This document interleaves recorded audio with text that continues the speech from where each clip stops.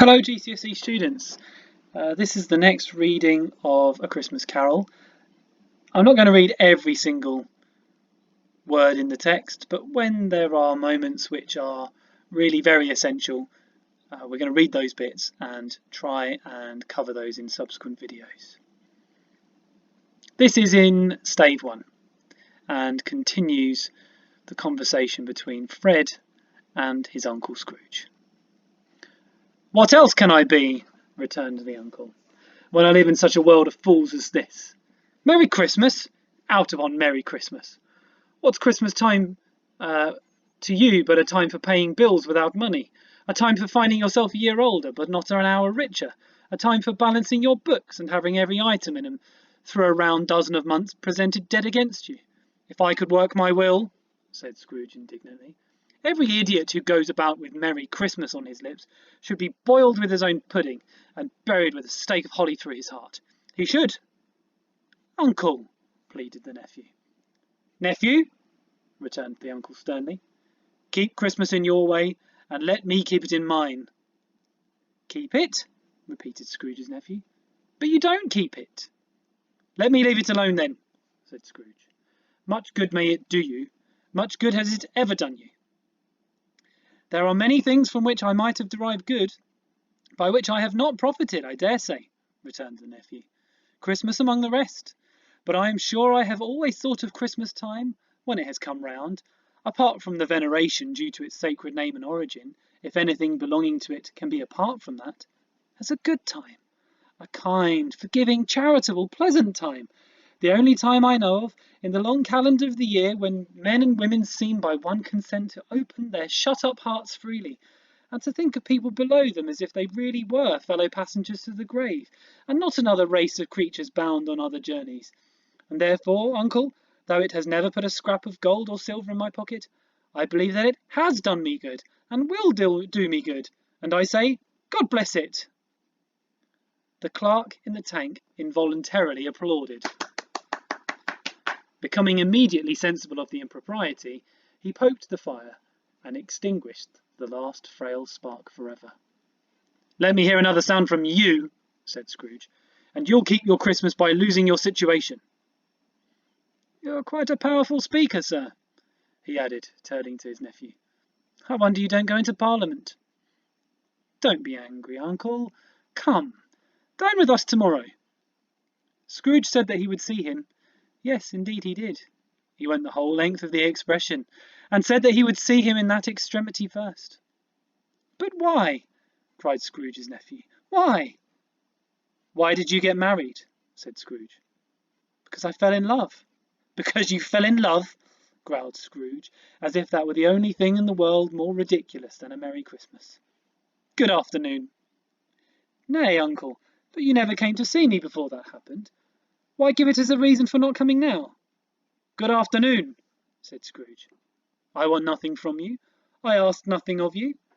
Why cannot we be friends?" "Good afternoon," said Scrooge. "I am sorry with all my heart to find you so resolute. We have never had any quarrel to which I have been a party, but I have made the trial in homage to Christmas, and I'll keep my Christmas humour to the last. So a Merry Christmas, uncle." "Good afternoon," said Scrooge. "And Happy New Year." "Good afternoon," said Scrooge. His nephew left the room without an angry word, notwithstanding. He stopped at the outer door to bestow the greetings of the season on the clerk, who, cold as he was warmer than Scrooge, for he returned them cordially. "There's another fellow," muttered Scrooge, who overheard him. "My clerk, with 15 shillings a week, and a wife and family, talking about a Merry Christmas. I'll retire to Bedlam." This lunatic, in letting Scrooge's nephew out, had let 2 other people in. They were portly gentlemen, pleasant to behold, and now stood with their hats off in Scrooge's office. They had books and papers in their hands, and bowed to him. "Scrooge and Marley's, I believe," said one of the gentlemen, referring to his list. "Have I the pleasure of addressing Mr. Scrooge or Mr. Marley?" "Mr. Marley has been dead these 7 years," Scrooge replied. "He died 7 years ago this very night." "We have no doubt his liberality is well represented by his surviving partner," said the gentleman, presenting his credentials. It certainly was, for they had been two kindred spirits. At the ominous word liberality, Scrooge frowned, and shook his head, and handed the credentials back. "At this festive season of the year, Mr. Scrooge," said the gentleman, taking up a pen, "it is more than usually desirable that we should make some slight provision for the poor and destitute, who suffer greatly at the present time. Many thousands are in want of common necessaries. Hundreds of thousands are in want of common comforts, sir." "Are there no prisons?" asked Scrooge. "Plenty of prisons," said the gentleman, laying down the pen again. "And the union workhouses?" demanded Scrooge. "Are they still in operation?" "They are. Still," returned the gentleman, "I wish I could say they were not." "The treadmill and the poor law are in full vigour, then?" said Scrooge. "Both very busy, sir." "Oh! I was afraid, from what you said at first, that something had occurred to stop them in their useful course," said Scrooge. "I'm very glad to hear it." "Under the impression that they scarcely furnish Christian cheer of mind or body to the multitude," returned the gentleman, "a few of us are endeavouring to raise a fund to buy the poor some meat and drink, and means of warmth. We choose this time because it is a time of all others when want is keenly felt, and abundance rejoices. What shall I put you down for?" "Nothing," Scrooge replied. "You wish to be anonymous?" "I wish to be left alone," said Scrooge.